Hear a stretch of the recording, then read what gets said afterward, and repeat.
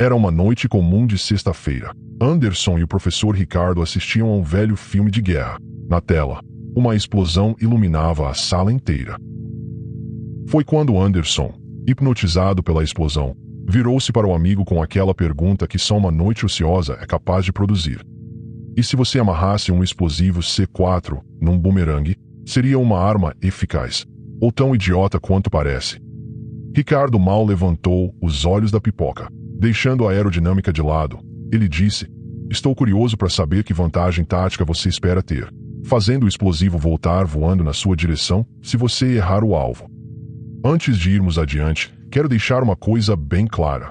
Eu não sou uma autoridade em segurança contra raios. Eu sou um cara que desenha figurinhas na internet. Eu gosto quando as coisas pegam fogo e explodem, o que significa que eu não tenho, exatamente, os seus melhores interesses em mente. As verdadeiras autoridades em segurança contra raios são as pessoas do Serviço Nacional de Meteorologia dos Estados Unidos. Fica o registro. Feito isso, vamos em frente. Mas a sua pergunta me lembrou de algo bem mais interessante: como um raio escolhe onde cair. E existe um truque genial para descobrir isso. O truque é este: imagine uma esfera gigante, de 60 metros, rolando pela paisagem.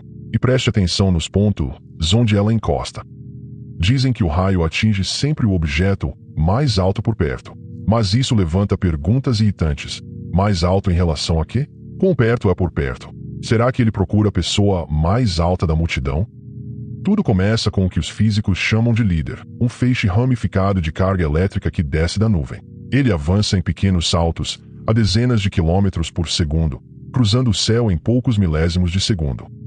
Esse líder carrega uma corrente relativamente pequena, cerca de 200 amperes. Já é o bastante para te matar, mas não é nada comparado com o que vem a seguir.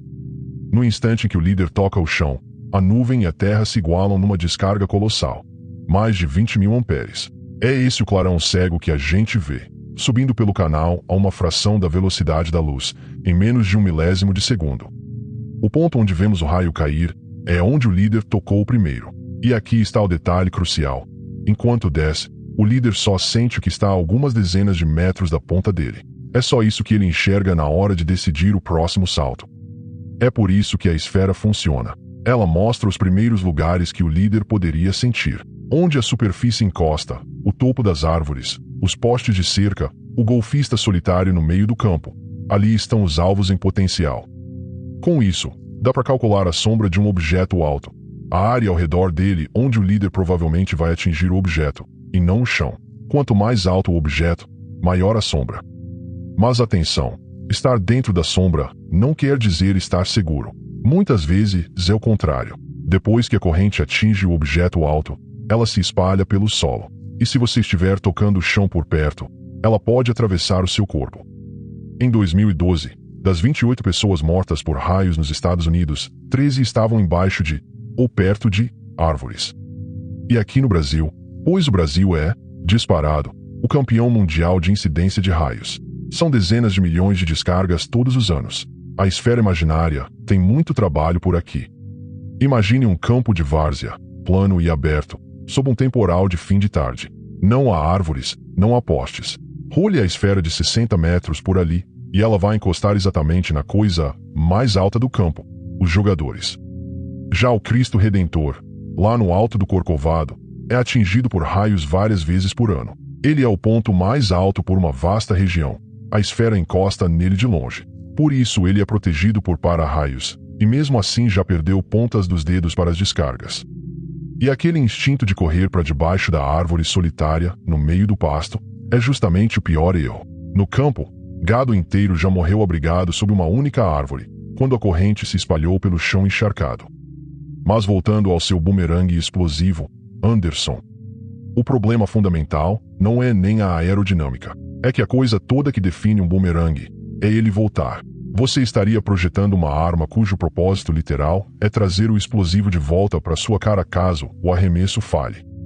E se você colocar C4 suficiente para causar dano real, ele fica pesado demais para voar como bumerangue. Ele simplesmente cai. Você teria inventado um tijolo explosivo caro que você joga no chão.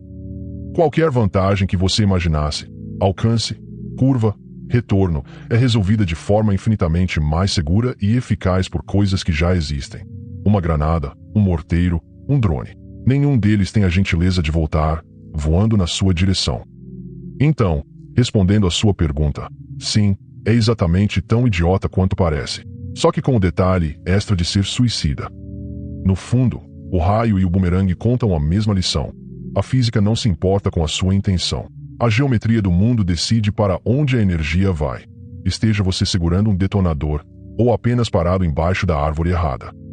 Lá fora, um temporal de verão começava a se formar. Anderson olhou pela janela, pensou por um instante, e resolveu, sabiamente, ficar dentro de casa. A curiosidade é o começo de toda ciência, mesmo as perguntas mais absurdas. Se você gostou, inscreva-se no canal, e até a próxima Pergunta Impossível.